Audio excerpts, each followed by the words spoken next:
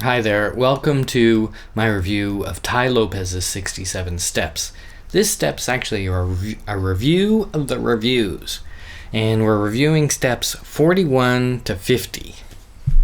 So, exciting stuff because we're nearing the end here. So let's go through these 10 steps that we did, and a quick summary. So step number 41 was this Sam Chup.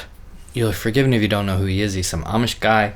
The making, the watching, and the wondering. The three types of people there are, and don't be one of them. One of the three, I mean. So, the important thing about this, to get away from being one of these people who wonders what happened, is, and to be somebody who makes things happen, or watches, and participates in things. Those two things. To be one of those, be inquisitive in all areas of your life. Be inquisitive about science or biology or technology or finance. Curiosity is a trait of successful people. If you're not curious, you're not doing anything, really, because that's the only way we improve is through curiosity. And don't believe your own excuses. Don't believe the reasons why you can't do things. I can't stress enough how important curiosity is and how important this has been in my life and in the lives of people that I know and respect. So, curiosity, get out there.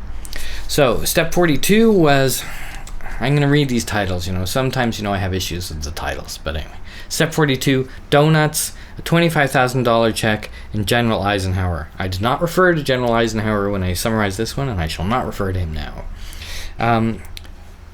Weigh the outcomes of your actions. This one was all about misweighting. So weigh the outcomes of your actions. Learn how to prioritize. Do the thing that's going to have the most impact first, if possible. And don't be driven by imaginary rules, or these perceived expectations that you have, that you think other people have.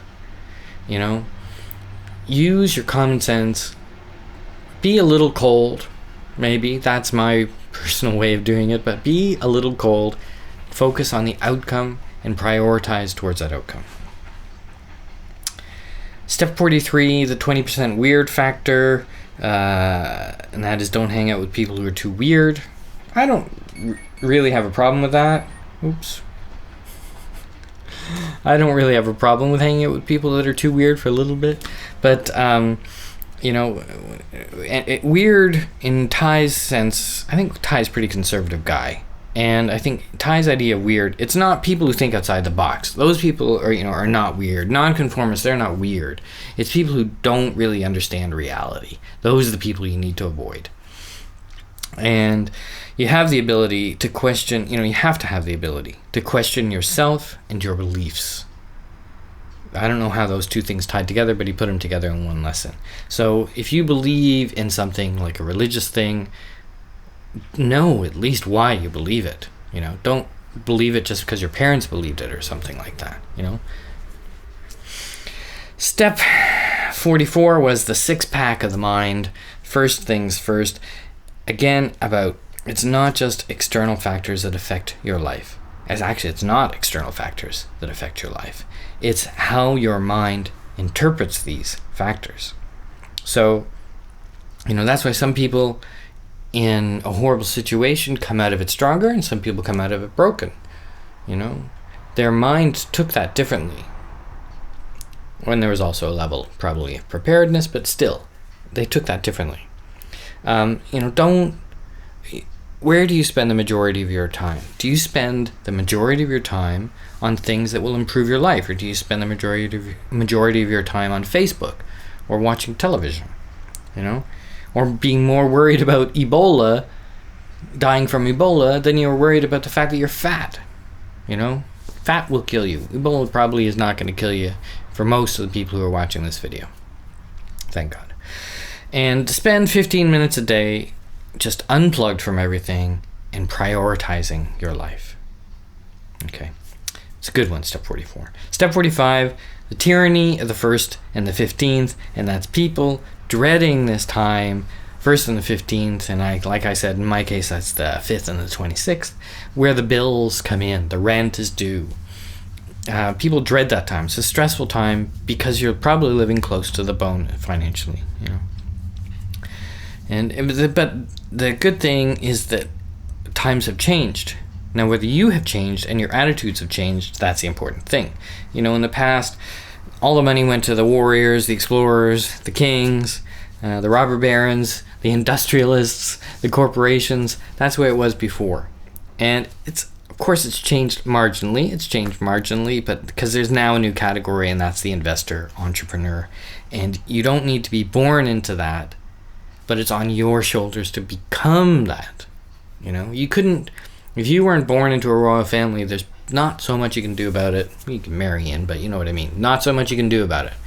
But you can become an investor entrepreneur. And, you know, an investor is not somebody who invests in real estate or invests in gold. An investor is purely somebody who is willing to do something now that pays off in the future. And that can be investing in yourself. That can be developing an idea. Mostly it's about building your knowledge, building your skill, building your talent. You know, so don't be trapped by this rule that we have. It's a holdover from the corporate time, which is the time of the 70s, 60s, 50s, 60s, 70s, that you do a 9-to-5 job and everything will be okay, because it won't. Sorry. So that was step 45, the tyranny of the first and the 15th. Step 48, Allen Nations, 1,000 sheep, and not doing it small. Simple lesson here, to get traction, you need scalability. You know, if you're going to build a business, this is a business one. I can see maybe you could stretch it to some other things, but it's a business one, really. That to expand your business, you need to be able to scale your business. And the recommendation, which is kind of interesting the way it's done here, is that, you know, you start very small on your thing. The example was a sheep farmer. Start very small, but don't treat it like, okay, I've got 2 sheep so I can be buddies with them or whatever. Treat it like, I've got 2 sheep, but these are 2 of 1,000, you know?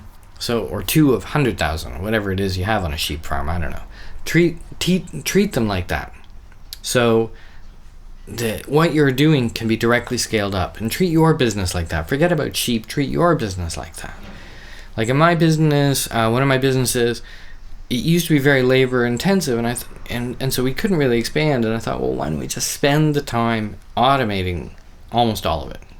Now almost all of it is automated, and we need like an hour and a half a week of manpower. So do it like that. Think about scalability. Everything is about systems. This world we live in is about systems. Step 47, when good enough is perfect. In 2 sides of the coin here, because there's 2 kinds of people. Those who are impulsive and go off and do it, and those who sit back way too long. So a lot of people, I can sometimes be like this, is you get paralyzed because you're waiting on more info. So learn to act. There's this terrifying quote from Colin Powell saying that 40% of the information is good enough to start acting. That's terrifying because, yeah, he's a military person. So hopefully he waits for more than 40%, but you don't have to. Don't wait around for everything. 40%, go. And the opposite is, if you're a person who jumps in really early, wait for the 40%. You know, so it works on both sides. Is that right? Am I explaining that right? If you're a hesitant person, move. If you're a impulsive person, wait. And they say, you know, so work on, you know, you are who you are. As Tai says, a lion is a lion. But work on your weaknesses. And it's this very bizarre thing where he talks about dropping a lion into the ocean, and a lion's not so scary anymore. Which is just bizarre that you would even come up with that. Anyway. Step number 48, Michael Jordan's swagger and American Idol syndrome. Interesting now that I think about it. A lot of these are about both sides of the coin. A lot of these steps in this one are both sides of the coin steps. There's, you know, confidence and humility. You should have both. You should be confident about your ability, but you should be humble enough to take advice. But then the other side is where you are overconfident about no ability and you don't listen.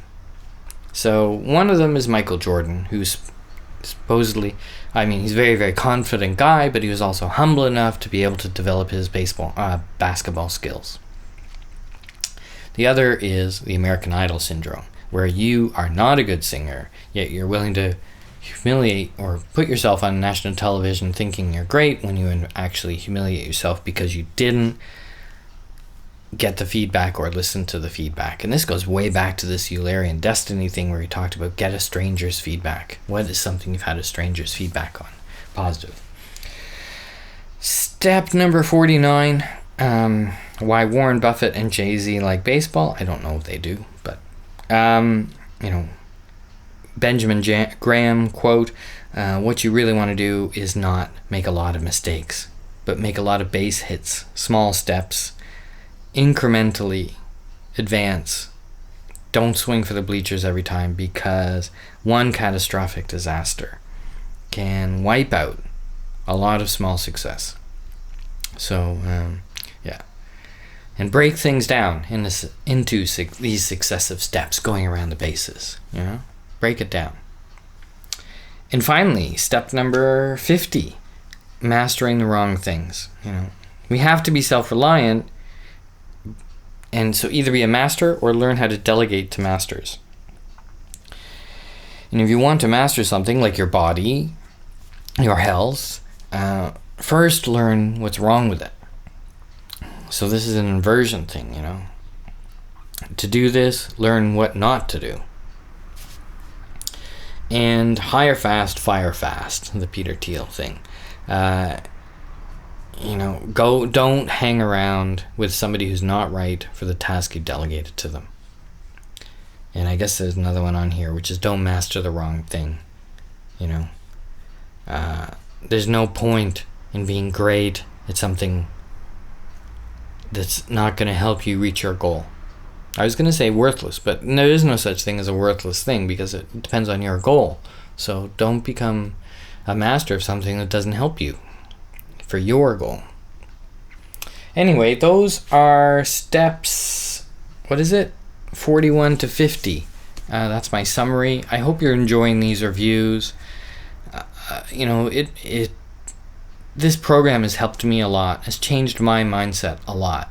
And doing these reviews has really pushed those changes into my soul, And I really feel different than when I started this. And I think if you look at the videos, not only is the quality better, but I think I'm different. And I hope you're getting something out of it as well. Anyway, we're off now into another set of individual step reviews. And pretty soon we're going to be done, and then we'll have the big review. Anyway, thanks again, subscribe, and we'll see you soon.